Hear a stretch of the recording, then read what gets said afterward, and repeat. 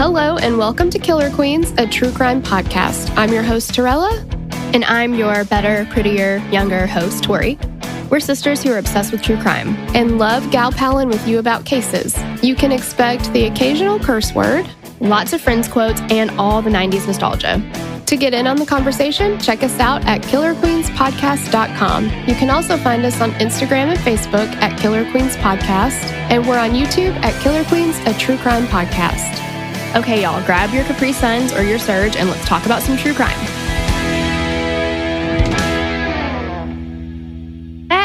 Hey, welcome back. We're on part 2 of Bardstown. Oh, God. I'm bringing it over to every part. Yep, it's there and it won't go away now. Betwixt us recording these 2 episodes, we listened to it. We sang to it.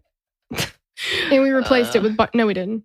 No, we sang the actual song. Yeah, we sang the actual song. But it's easy. You can put it in there. Sure, you can. You can put any town in there, really. Sure. Unless it's very long. Unless it has not a town in it. But you know what we mean. Sure. Well, you couldn't be like, it's Elizabethtown. Na. You know what I mean? You're right. Yeah, it's too... Bardstown is the best town. It really is. It fits perfectly. All right. For the song, not for murders. No, we don't like that.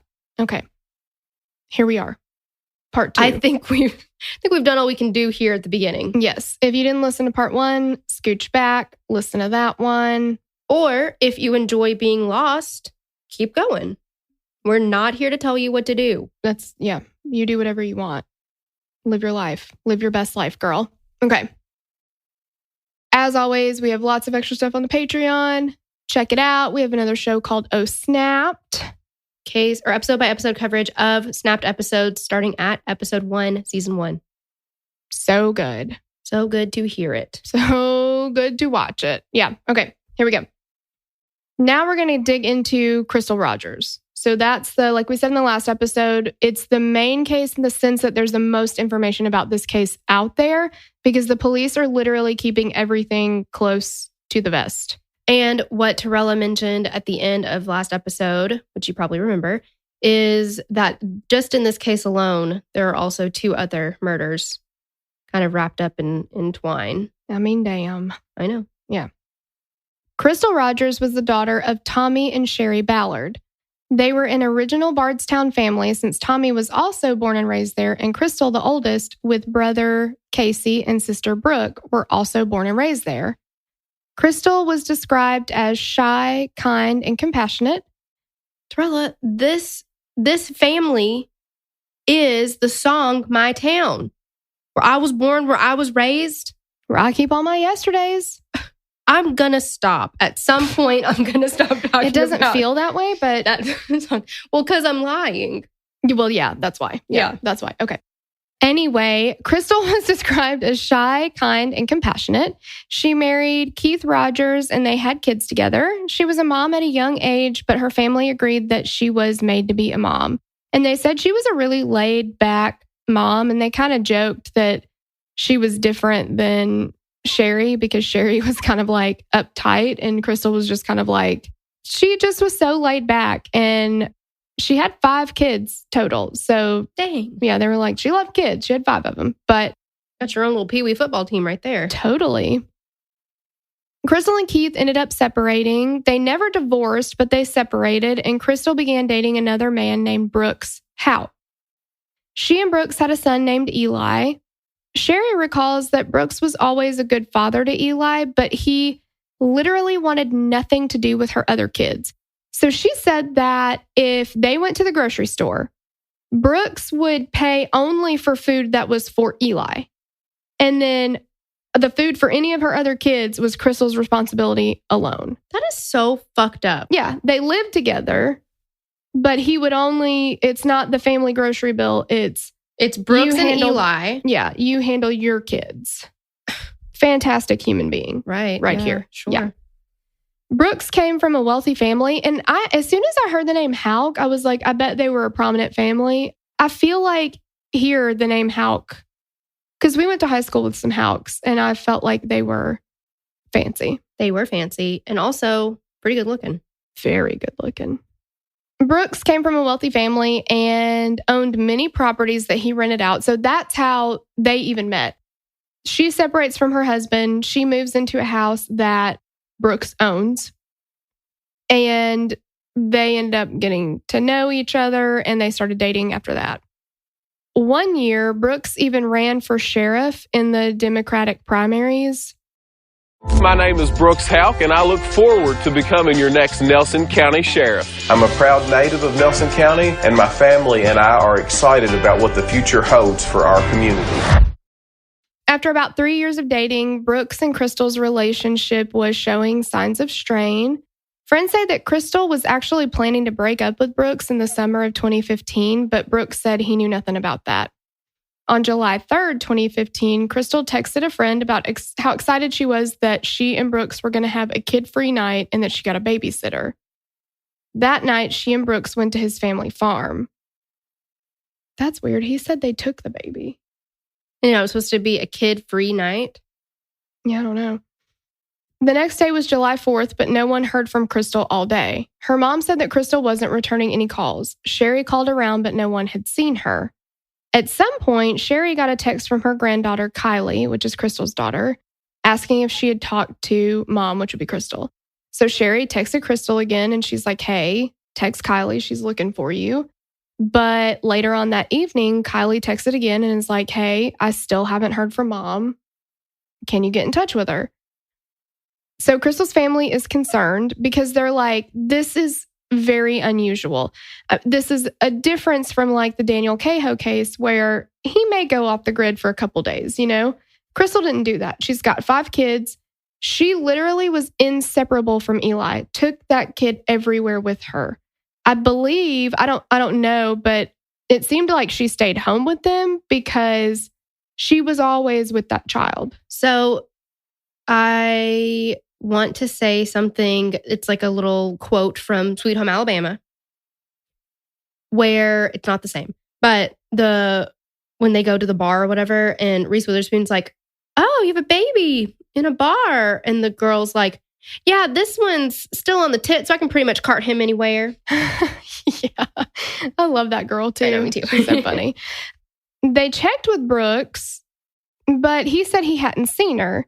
And Sherry said something like, well, she has Eli, so she'll be back. And Brooks is like, well, no, I've got Eli. And she was like, okay, now I know something's really wrong because Brooks never had Eli. Mm-mm. Then on July 5th, the Ballard family decided they needed to go file a missing persons report.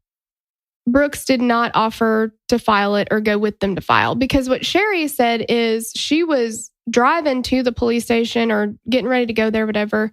She sees Brooks. And she says again, you know, have you seen her? Do you know where she is? All this stuff. He's like, no, I don't know where she is. And she said she could see Eli in the back seat with him. And she's like, okay, this is just weird because Crystal would have him. Mm-hmm. And she said, well, we can't find her and I'm going to go file a missing persons report. And he said, yeah, I think that's what you should do. Was he so overcome with grief and worry that he couldn't do it himself? No. Doesn't sound like it. No, it does not sound like it. He's like, no, you have a good day now. Bye. Yeah. Good luck with that. Bye. Mm-hmm. While they were at the police station, they found out that Crystal's car had been found on the Bluegrass Parkway, which everybody just calls the BG, and had obviously been abandoned there on the westbound side near mile marker 14. The keys were still in the ignition of her maroon Chevy Impala, and the back passenger side tire was low. My back passenger side tire is always low. Mm-hmm. If there is a screw or a nail in the road, my back passenger side tire will find it. Yeah, even if you get new tires. Oh, yeah. It'll find it. So Crystal's father, Tommy, and brother, Casey, commented that the tire was low, but not flat. And Crystal wouldn't have stopped there unless she absolutely had to. It's like change your tire or something. Yeah, because it's not an area that you would stop. I mean, there's a shoulder there and then there's a guardrail, but it's like a scenic area where you would stop and look out or... Yeah, it's just not a safe spot to stop. Mm-mm. So, and Casey said that there was even another time that she got a flat tire and like ruined the rim of that car because she would not stop until she found somewhere she felt safe. Mm-hmm. And she had been on the parkway that time. So he's like, she would not have stopped there for a tire that's low. It's not even flat. So we know she wouldn't have stopped here. He also noticed that the driver's seat when they got there was not the way Crystal left her seat. So the seat was pushed further back than she would have been sitting. And the back of the seat was straight up and down. And he said Crystal drove much closer because her legs are shorter, but she laid the seat way, way back. Like I immediately thought of you. I was like, that's how Tori does. And then she would take her left leg, probably take her flip-flop off or whatever, and tuck it up under and have her knee sitting on that, like, the door. I do exactly that same thing. So, and he said she always drove like that. So as soon as they go over there and they see that car and they see the position of the seat, they say, Crystal didn't drive it here. She was not in this car because she wouldn't have driven it that way. And they're the ones that, found the car and told the police about it. Yeah, so when like somebody else found it and moved it. Exactly. Health Code is back as a sponsor and we are loving it. I know I can't be alone in struggling to eat healthy at least once during the day, like for one meal. And for me, the hardest time to eat healthy is in the morning. My kids are usually running around crazy. I usually just end up grabbing something or drinking way too much coffee or something like that. But I definitely don't eat healthy in the morning. And making a healthy breakfast just isn't in the cards for me at this point in my life, which is why I'm so excited about Health Code. Health Code makes easy, delicious, and perfectly nutritious meal replacement shakes. It gives you exactly what your body needs for weight management and your overall health. So the shakes are like 400 calories a shake, and they're not these crash diet shakes or anything like that. They are literally meant to replace a meal and give you all of the nutrition that you need. They're packed with protein. They've got 27 grams of the best quality protein, including collagen for healthy hair, skin, and nails. Who couldn't use that? You also need a healthy gut. So Health Code Complete Meal has probiotics, digestive enzymes, prebiotic fiber, and apple cider vinegar.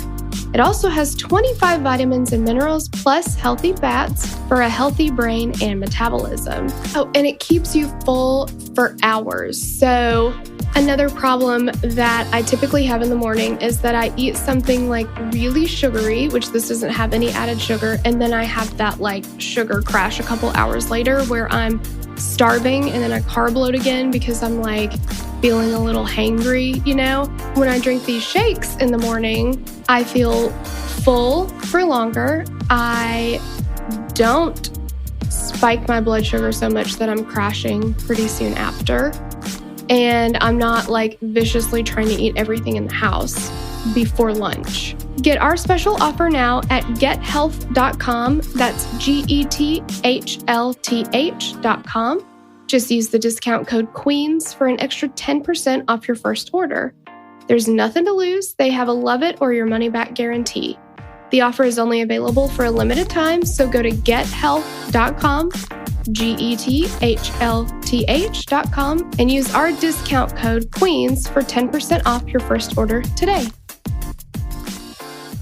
So, more disturbing were the personal things that were left inside the car. Not only was her purse and makeup left behind, but so was her dead cell phone. So, did she just walk away? We've heard of that happening. It does happen. More unlikely with a parent with several kids, I would say. She's very close to her children. Well, she's got 6 people dependent on her. 5. 6. Wasn't it 5 with the previous? Oh, it was 4 and then Eli? 5 total, I think. Oh, I'm sorry. That's okay. But yeah, 5 people dependent on her. Yeah, and she was attached at the hip with Eli. And I assume that her other children would split time between her and her ex-husband. Not quite ex-husband, but But still, she was very close to all of them. So yeah, it doesn't make sense. I think we already blew out of the theory that she pulled over for a flat tire and something happened to her. Yeah.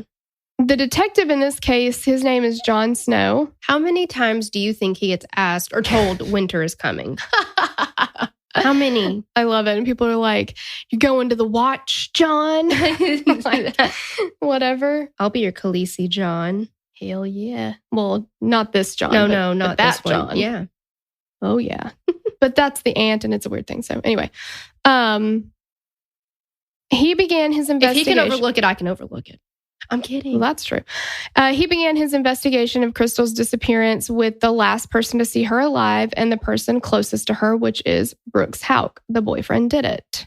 Brooks met with the detective and claimed that he and Crystal, with their son Eli, went to the family farm to feed the livestock on July the 3rd. But remember, Crystal had texted somebody and said, "Yippee hooray, we're kid-free tonight." "We don't have the kid tonight." That makes a lot more sense now. Then the family returned home early in the evening and then later went to bed. And Crystal played a game on her phone for a while. Brooks says he went to sleep. He said they didn't have a fight or anything. Everything's fine. Then Brooks said that when he woke up the next morning, Crystal was gone. He wasn't concerned, though, because as he said, she did that occasionally. She would sometimes leave in the middle of the night to go out with her cousin Sabrina and or her sister. He kind of painted her as a partier who would frequently go out and get turned. Oh, Sloan added that. I was like, did he say that? Or if they got into a fight, Crystal would go to one of their houses to cool down. And he talked about that a lot in that interview. He kept saying, I wasn't worried. That's what she would do. She would go stay for like a day and a half at Sabrina's. She'd go stay a day and a half at her parents. But that's if they got into a fight. And they were also like, well, did you call her to see where she was? He's like, well, I called her that morning. What time did you call her? I don't know what time it was, but I'm sure that I called her that morning. Well, then did you call her again when you didn't hear from her? Yeah, probably around noon or something. I don't remember. And they're like, that's kind of not really working for a formal investigation into a disappearance. Like, you can't be like, well, I'm sure I did. Who knows? Yeah, I can't remember.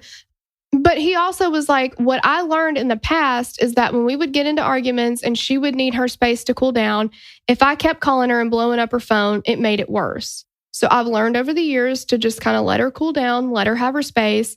And he said multiple times in this interview, we always found ourselves back together. I just thought it was weird because, like, who says that? But he said it more than once. And yeah, we'd have fights like everybody does and whatever, but we would always find ourselves back together. Like, who says that? But again, he's saying that they didn't have a fight. So he's saying, I'm trying to give her space. We didn't have a fight, so I didn't think it was weird that she was gone. Also, she left the child with me. And in those situations, she would have taken the child with her. Doesn't make sense. Does not know. However, Brooks was the only person in Crystal's orbit to suggest that Crystal was this wild woman. In fact, everyone else said absolutely not. She was shy. She wouldn't go out and party all night. She wouldn't leave her kids for an entire day. And most of her friends also had kids they wouldn't leave to go party. I mean, yeah, when you've got kids and all your friends have kids, it's not like, oh, hey, girl, we're not doing anything tonight. You want to go party? Yeah, my kid will figure out how to feed himself. Yeah. Let's go meet at the bar. That doesn't happen. You have to plan a get-together for months in advance, and then one of your kids will be sick that day, so you can't go anyway. So just stop trying. Like, that's all there is to getting together with your friends. Like, it's never going to happen. Sabrina said that Crystal never came to her house to spend the night from a fight that night. She was only ever there. Oh, she said she didn't. So Brooks in the interview said he made it sound like she would go do that all the time. So the detective said, well, how many times are we talking? 1, 3, 20, or no, on Nancy Grace, he said that. And, Did he Nancy gave get him? Yes, she did. So he gave, a general, she would go there. And Nancy Grace said, how many times? And he's like, well, and she's like, 1, 3, 20. How many is a few? How many is several? What is it? He said, I would say in the ballpark of 4 to 6. So they asked Sabrina about it, and she's like, she may have spent the night over here once, maybe. She usually would just come over for a couple hours, depending on the level of the argument. She never spent the night for that. It was definitely not a 4 to 6 times. So did Brooks not stop and think that maybe the person who he's lying about would not, give that shit away. Like, no, I've only seen her just the one time stay at my house. Yeah. Is this like Bardstown's Bobby Durst? Like, I don't have to answer to anybody? Seems like it. I mean, so during the questioning, Brooks is asked about the July 3rd text that Crystal sent to her friend saying they were having a child-free night. And Brooks says he didn't know anything about this. He didn't know why Crystal would tell his friend or her friend that she had a babysitter because they didn't. Apparently, Brooks had been having no response to pretty much everything since Crystal disappeared. Friends and family said that he has had a bad attitude since the 3rd and hasn't done much, if anything, to help find Crystal. They also said he didn't seem upset or anything at all. Brooks said that he did try to call her on the 4th, but he couldn't remember when he called or where he was when he made the call. But also, that's the 4th of July. That's a day that most people are going to get together with family members. You're definitely going to be like, Crystal, where the fuck are you? We have a barbecue to do. Yeah, like our whole family is going to be here. We're going to shoot off some fireworks. Yeah, Brooks had other kids. So our kids are going to be here. All these things. Like, it's a big outdoor get together. Yeah. With everybody holiday. Yeah. Maybe she was supposed to make the cobbler or whatever. It's like there's just a lot that goes into a holiday, especially with family members. It's very strange that he would just be like, well, she'll turn up. Exactly. Somebody's got to bring the potato salad. Yeah. You guys, Raycon is back and we are so obsessed. I use my Raycon earbuds every single day. I love them. I have said it before and I'll say it again. Raycon's earbuds start at about half the price of any other premium wireless earbuds on the market, and they sound just as amazing as other top audio brands you know. The earbuds that we have are the Everyday E25. It's their newest model and their best earbuds yet.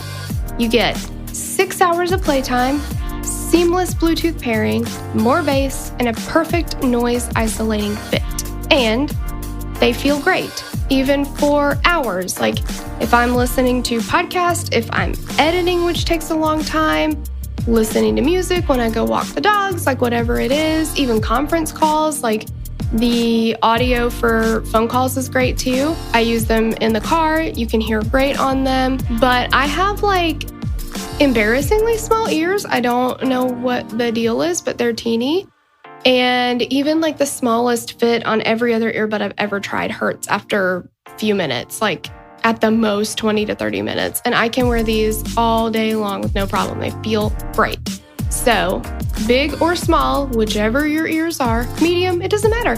You're going to find a fit that works great for you. Tori actually had a client tell her the other day that he ordered his Raycons a couple weeks ago and he's obsessed with them too. Like everybody who's gotten them cannot shut up about them. And they're so affordable. Like you really can't go wrong.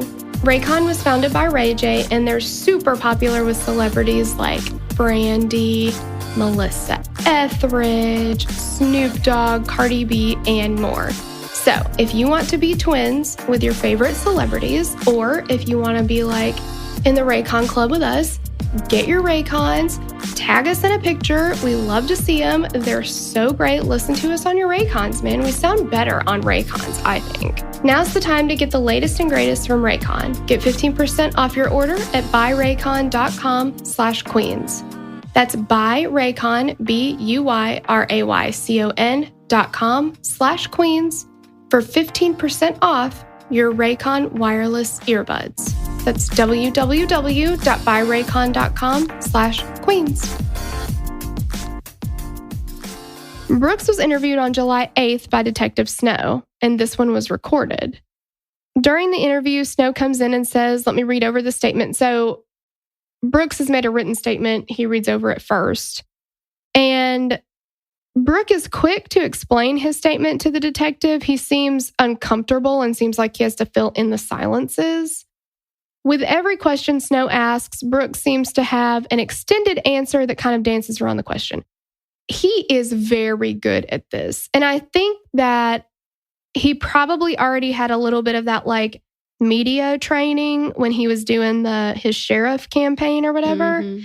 Because the way he answers a lot of questions, especially in that Nancy Grace interview, she would ask something like, why didn't you report her missing? And he's like, that is a great question, Nancy. Thank you for asking it. Like, and then going into all this stuff that he sidestepped, and I cannot stand him. Snow tried to get a better handle on the type of relationship that they had, and he wanted to know about Crystal's habits and Brooks' professional life. But Brooks just brushed everything off and played the victim card. He's such a busy man. He has so much to do. The only time he started to cry during that interview that I saw was not anything about like, where is Crystal? Where's the mother of your child? All these things. It was, he said that Eli was suffering because she's not there to be with him, and he's got a million things to do, and he's so busy because they're asking him like, you haven't been in any of the searches, and like, what's going on with that? And he's just like, I have all these things that I've got to get done, and I've got Eli too, and I feel like he's suffering because I can't take care of him like she did. And he breaks down and cries about that, but that's about it. I mean, maybe he shouldn't have killed his girlfriend. I mean, that's what it seems like to me. Brooks also talks about Crystal in the past tense throughout the interview, and at one point, he asks how her family found the car and who specifically in her family found the car. At one point, the detective asks Brooks to put a number in his phone to see who it belongs to. And when they do that, Brooks calls the other man and starts making plans with him for some work he needs the guy to do. In the middle of the interview with a detective, he's like, oh, hey, man, I've been meaning to call you. I'm not doing anything. I'm not busy here. I mean, like, come on. This guy is a straight up asshole. Otherwise, the interview was pretty unhelpful for the first hour and a half. Despite being willing to talk to the police at all, Brooks isn't really giving him any information. So he's doing exactly what someone who is trying to give the impression of being cooperative is going to do without giving any information at all. Anything that he's kind of pressed on, I can't recall, I can't remember, I don't know, whatever. The only really interesting thing to happen is when Brooks gets a call from his brother at almost exactly 7 p.m. Oh, gosh. This call, okay. This call is exactly the call where you're going on a date with somebody and you're like, hey, if call me at 7. And if I give you this answer, you'll know to tell me that there's an emergency and I'll get out of here. Exactly. That's exactly what this call was, because he calls him exactly at 7 o'clock. And it's his brother, Nick, who is a Bardstown police officer, BTW. And Brooks answers the phone with, hey, I know you didn't know I was here at the police station getting an interview with this detective. Not like, how's it going? Hello, whatever. That's his answer. Hey, I know you didn't know I was over here. It's like, okay. The only time that I've ever done anything remotely close to that is if I'm like in the middle of something and somebody calls me, which I don't ever answer my phone anyway. I just like text. But if I was to, I'd be like, hey, I'm getting my hair done right now. Can I, Yeah. Super busy. Yeah. Yeah, it's very obvious. So Brooks kind of seems to be getting yelled at by Nick based on the way he's responding. And his voice is getting louder. He's saying stuff like, hey, I'll do whatever you tell me to do. If you're telling me to get up and leave right now, I'll get up and leave. Like, whatever you think I should do. And he says a couple times in the call too, hey, you're never gonna convince me that Crystal ran off with some other guy, okay? I'm never gonna think that. I'm just here. They're not trying to do anything to me. I've got nothing to hide. Of course I'll talk to them. I'm just trying to get them to help me find her. But you're not gonna convince me that she's gone off with another guy, okay? And then he's like, I mean, if that's what you're telling me to do, you want me to leave, I'll get up and leave. And then the call ends and he's like, okay, bye. And then he's like, well, he thinks y'all gonna fuck me. And the detective's like, who's he? I don't know who he is. And he's like, oh, well, that's my brother, Nick. He thinks y'all are going to fuck me. He really put on a show, didn't he? Yes, it was. And like, you think the detective has no idea what you're doing, especially like, hey, you will never convince me that she left with another man. Like, fuck off, right? Dude. He knows what you're doing. Brooks was like, correct me if I'm wrong here. You were born yesterday. Exactly. Right? Okay. Yeah. It's just, it's ridiculous. And then after that, he's like, okay, well, we're done here. So this is enough. Man, I wish you could just arrest and try people for just being fucking stupid. Yeah, or douchebags. Like, Yeah. you can definitely convict him of that. Then, after leaving the station, Brooks and Nick immediately rendezvous at the family farm, and they spend hours there. Now, this is the farm that Brooks says he and Crystal went to the night before she disappeared. With Eli. Mm-hmm. The security cameras on the property reveal that they got to the farm together, seemingly coming directly from the police station. I wonder if Nick was just big fat in Brooks's truck or whatever in the friggin' parking lot. Mm-hmm. And then recorded them leaving together just before 11:30 p.m. Oddly, neither brother remembers what they did there during these hours, and Nick insists that they just so happened to end up there at the same time. What? Literally, when the police are like, okay, so what did y'all do there? Nick's like, I don't know what we did there. Fuck if I know. Yeah. And they're like, you were there a couple days ago, dude. What did you do there? For hours. Mm-hmm. It's not like you walked out of the kitchen. You're like, wait, what was I in here to get? Yeah. No, you drove all the way there together. And Arrived there together. yeah. So, yeah, it's like, and the police was like, I'm getting ahead of myself because his interview is in a couple days. But in the interview, Nick is like, don't remember. And they're like, look, I get that there's some stuff it's hard to remember. What did I do a week, 2 weeks ago, whatever. But this is a big deal because you guys went to the farm together. Stop telling me you didn't, because you did. We saw it. Mm-hmm. You went there together, but it was directly after your brother was questioned in his girlfriend's disappearance. And y'all had a phone call about it right before you left. You've got plenty of markers that can jog your memory. What the fuck did you do at the farm? Mm-hmm. I don't remember. I wish I could tell you, but I can't because I don't remember. You know what? If you and I ended up at somewhere together and people were like, what were y'all doing for this amount of time that y'all were together? You know what I would say? Giggling. That's exactly what we were doing. Pretty much, yeah. Piddling, giggling. Piddling, giggling. On July the 9th, Crystal's disappearance is national news, and Nancy Grace has the story, and she interviews Sherry and Tommy. Sherry said that they started calling around to media outlets because they wanted to get it out there. And she's like, I knew Nancy Grace was huge. And I was like, she'll take anything like that. Yeah.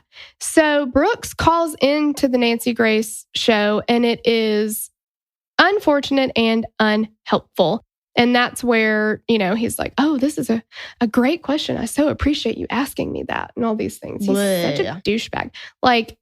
Sir, if you think Nancy Grace has time for your shit, you're in for a rude awakening. The one person you do not want to boldface lie to is Nancy Grace. Yeah, because she is waiting to pummel your ass on TV. Hell yeah, she is.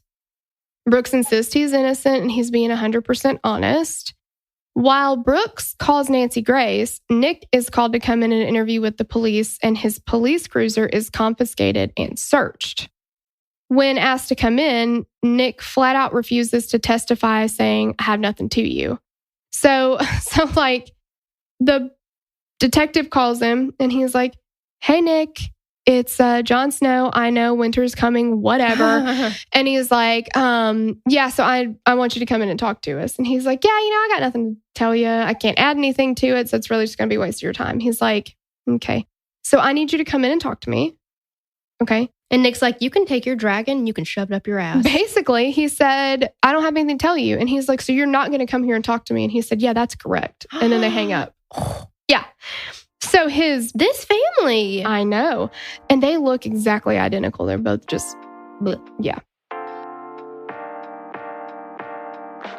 Okay, you guys, Biosilence is back. I don't have a new meme this week for if you had this item or had this boy crush, then you need a night serum, but I can probably think of something on the fly. If you pass notes to your friends using only gel pens and wrote was up or down and MH, not much here, then it's probably time for a night serum. And you remember those notes, right? It's just one of those things where let's just call a spade a spade. We've reached the time in our lives where we need to start actively exfoliating our skin to prevent and treat fine lines and wrinkles. I need to reduce the appearance of my pores and to make my skin smoother and a little softer.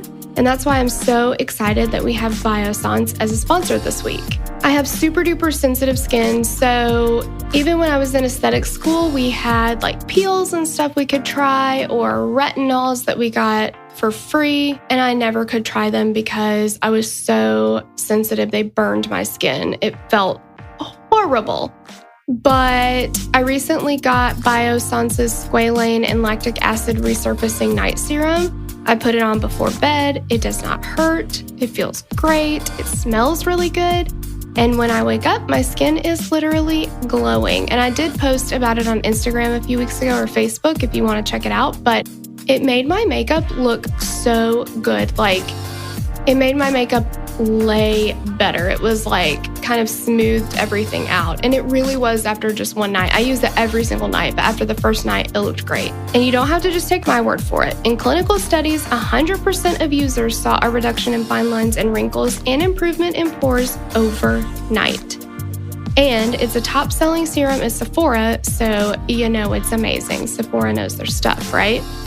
This serum is an essential part of your nighttime routine. It's gentle enough to use every night, perfectly balanced with 10% vegan lactic acid. It's powerful enough to produce dramatic results, but gentle enough for daily use. And just for our listeners, Biossance is offering 20% off your entire purchase. And they've got a full line of skincare. It doesn't have to be this night serum. It's just the night serum I have and I love, and I can't shut up about it, but you can get anything there. Go to biossance.com, that's BIOSSANCE.com, and use our code QUEENS to get your 20% off your order. That's biossance.com and use code QUEENS for 20% off your order today.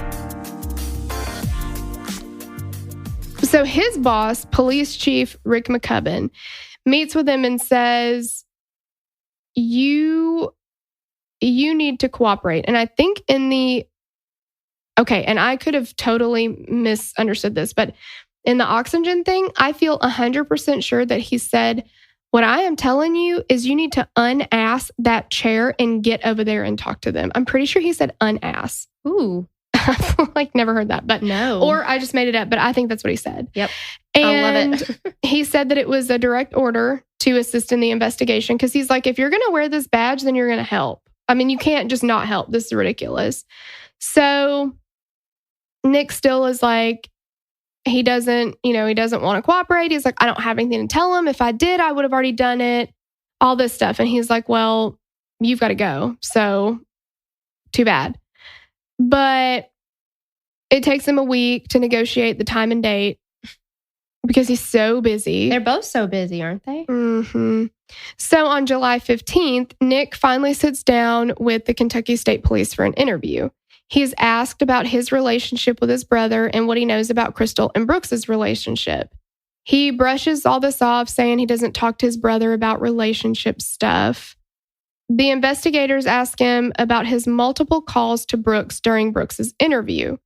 Nick admits that he called and that he was making sure that Brooks, who's a cooperative guy, isn't too cooperative because you want to help, but you also want to protect yourself.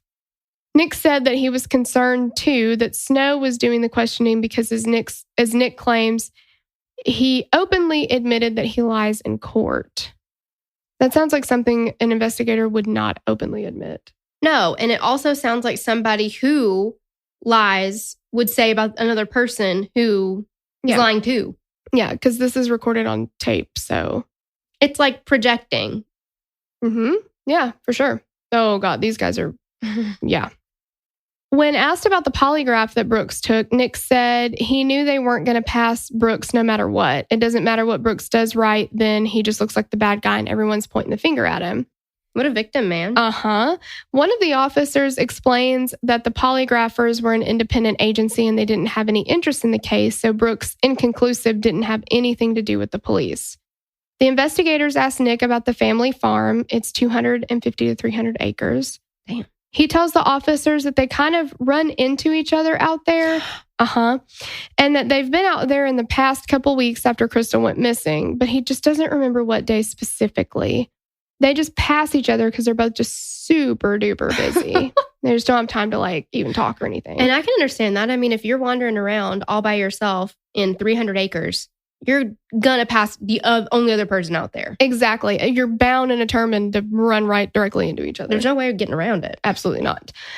The officers ask Nick about his cruiser and if he drives that out to the farm. And he says he drives it all the time because the chief wants them to drive off duty for a police presence. So yes.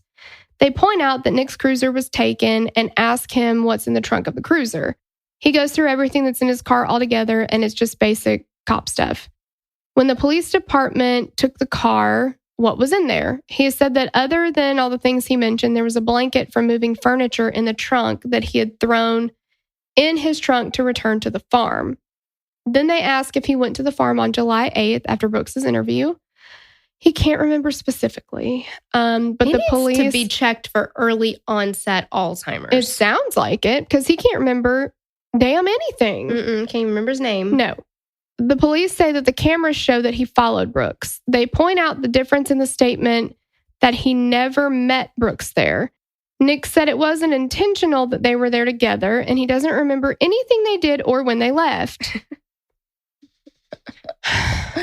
Because he routinely goes to the farm and then he chloroforms his own self so that he has no memory. And then later he wakes up and he's like, I guess I'll go back home. Because that's just, I never remember anything I do when I'm out there. Or who I've seen. Yeah, none of that. The officer points out that the cameras at the farm house show that he and Brooke arrived at the farm together on the 8th, which isn't just a coincidence as he claims, and that they left around 11:30-ish. But Nick doesn't remember this at all. Duh. Yeah. He also had trouble remembering his schedule for work and if he was working on the 8th. I think a police officer should have a pretty sharp memory. You would think, because Maybe if you he doesn't don't need to be on the force if he can't remember simple little things. Yeah, like the farm that your parents own that you go to all the time. Like, yeah, you're an idiot. Detectives found it interesting that Nick's memory of his movements and activities was so vague. Like you said, because Nick is a police officer and his memory of events is often relied upon heavily in court. Okay, boom. Yeah, when he testifies as a cop. One of the officers even points out that this was a week ago. And this is a situation that's unique. So that's what I was saying earlier. He's like, that's because we always talk about that. It's very difficult to say, if I said to you, Tori, what were you doing on May the 14th? No idea. I don't know. But now let's say that May the 14th was a day that I was looking especially beautiful. That's a lot of days. That's hard. What if it was the day that you, God forbid, fell down and broke your leg? Oh, geez. And you had to go to the emergency room that day. Oh, my gosh. Now you remember everything about that day and the day before and the day after, don't you? Sure, yeah. Because it's a big event. So that's what they're saying. You've got that memory marker. If there's nothing around that, if every day around that is so routine that there's nothing that would help jog your memory about it, okay, fine. But it's still a week ago. So if we were to sit down and say, what did you do last? Well, God, I don't even know what day today is. Mm-mm. That is not a good example. Because I don't know what happened last week because I don't know what today is. I think it's Tuesday. It is. Okay. But, if it's just a week ago, you could probably start to put a couple days together. Okay, well, Monday, I know I did this. Tuesday, maybe I'll check my calendar. Oh, yeah. Things like that. You could figure it out. So they're like, this is fucking ridiculous is what it is. Totally. So Nick later admits this was the last time he was at the farm with his brother, was that day. So again, it's like, okay, well, it's not like you've been 4 times since then. What happened there? Like, come on. The other officer starts asking if there is a reason there would be blood in the trunk of his cruiser and when he last transported biological evidence in there. Nick said that had been a long time ago, and he can guarantee there's no blood or anything in his trunk or even on the blanket. I mean, he says, no way. Not way. nobody. Not no how. Yeah, just over and over. No way. You're not going to find nothing in there. No way. After leaving him alone for 15 minutes or so, the officers return to the room and start asking about what Nick's neighbors had witnessed him moving from the trunk of his police cruiser to the trunk of his grandmother's car. Can I guess what Nick says? I bet you don't have to. A few neighbors had seen him move something, but Nick doesn't know what they would have seen. Because how is he supposed to remember that? Right. They also asked to see Nick's phone, but he left it at home. Yeah, right. Yeah, this is 2015. When's the last time you left your phone somewhere? 2004. I would have had to drop it in the toilet. Yeah. Or something, Exactly. He left his phone at home because he knew he was going to the fucking police station. Yeah, he didn't want them to rifle through his shit. Exactly. He does agree to let them copy the contacts and stuff, but whether or not he did, we don't know.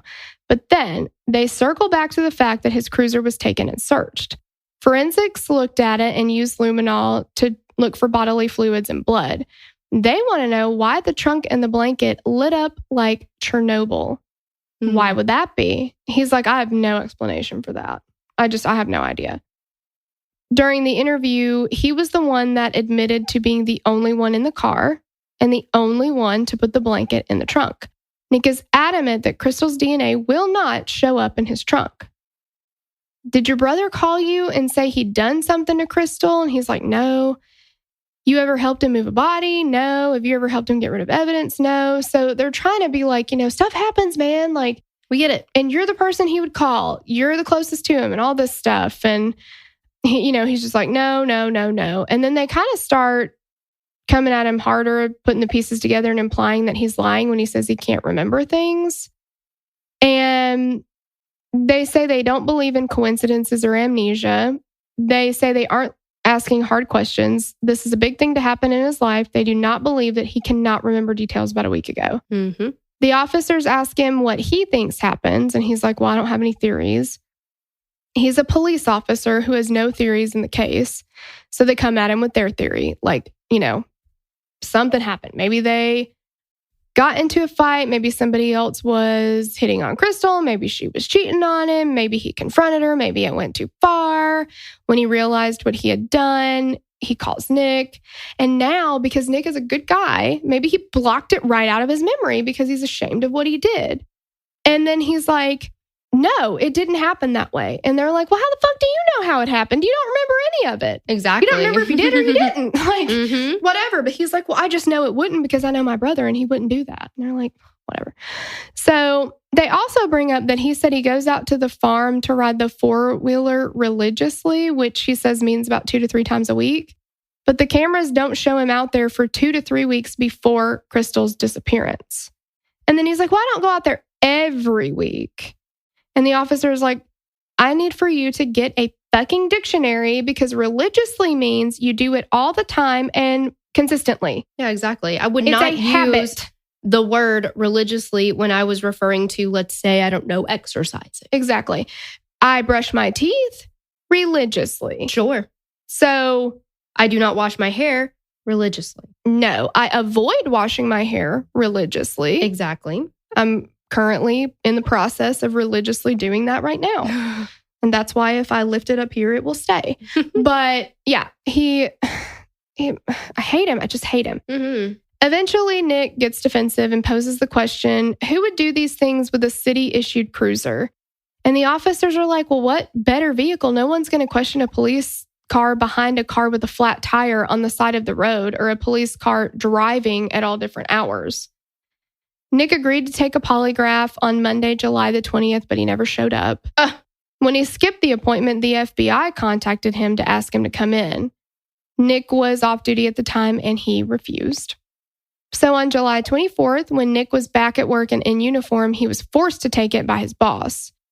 The polygrapher, I think I said polygrapher earlier. I would have said it that way too. So my goodness, I think it's polygrapher. Now I'm second guessing everything.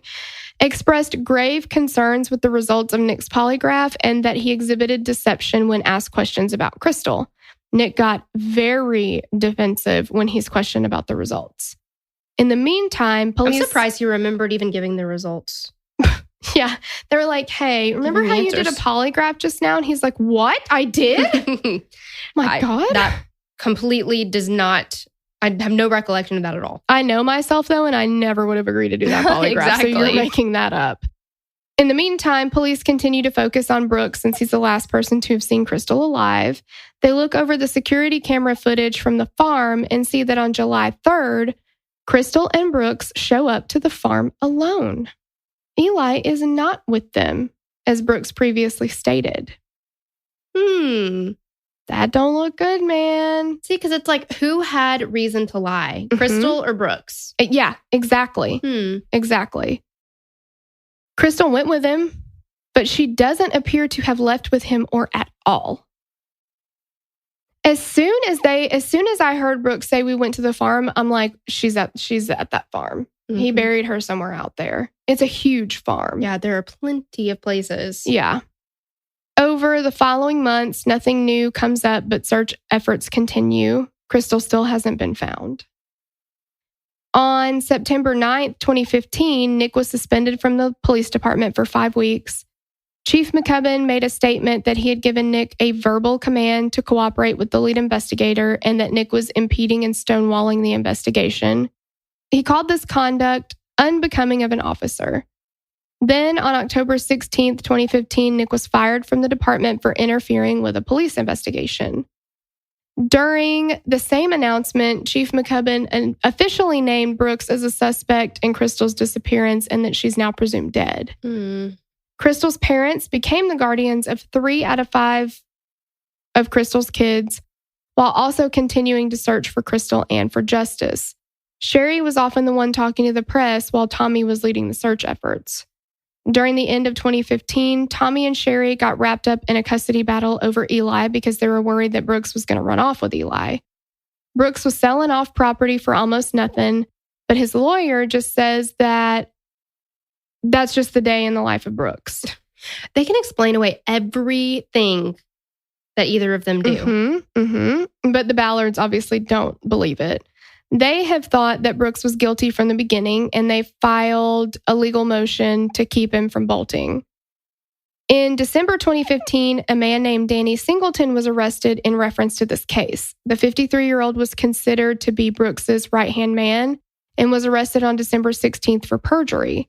38 counts of perjury to the grand jury during his testimony. He's the only one who's been arrested so far.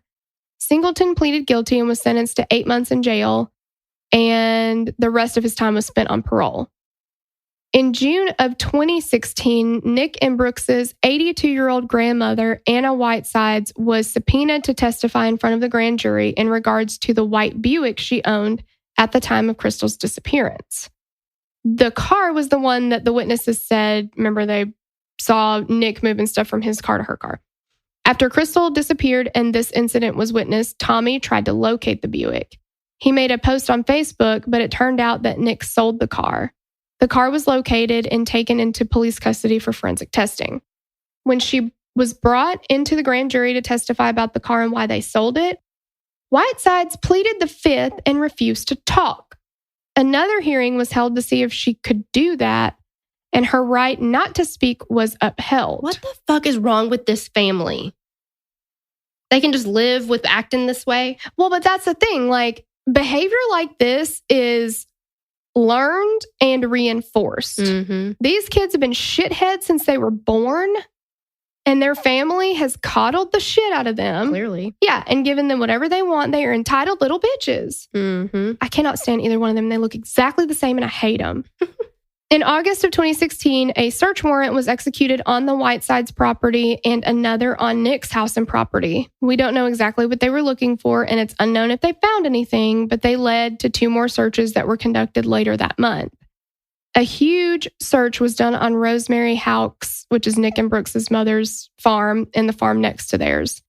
Her name is so pretty. I love Rosemary. She should be a very sweet Southern woman. And I'm sorry because I don't know her individually, but she sounds like a bitch. Well, she birthed 2 of the biggest bitches I've ever heard of. Exactly. The search utilized 36 officials: Louisville Metro Police Dive Team, Kentucky State Police, Nelson and Johnson County Sheriff's Office, and the FBI. and 18 cadaver dogs over the almost 300 acres, but they didn't really find anything. Between July 2015 and December 2016, this was the only case that Detective John Snow worked on. He has served over 70 search warrants in this case, and they've cataloged almost 200 pieces of evidence. However, he is now a captain in Nelson County, so this is no longer his main focus. The case is still an active investigation, but he's less involved now. Otherwise, Sherry has resigned herself to the fact that Crystal's not coming home.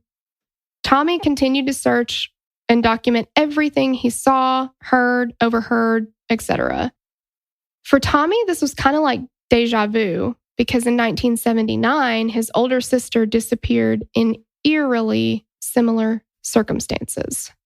And that's part 3 that we're going to go into. We still haven't got into the other 2 murders. No. Wow. There is so much here. It's not even funny. I mean, isn't it crazy? It's, and I just got chills reading that because, like, God, this family has been through hell. Mm-hmm. I mean, so much. But that's where we're going to stop today. So this is a three-parter. A 3-parter. Yeah, I went Boston. Yep.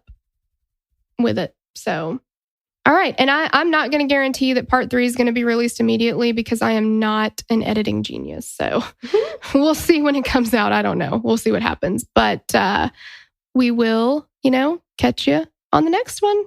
Bye. Bye. Okay, guys, before we go today, we have got some shout outs for some of our new patrons. Thank you to Jasmine Goss, Kenna Franco, Caitlin Irving, Kaylee Hall, Carrie Grant. Oh my God. Celebrity. Grace K. Is it Grace Kelly?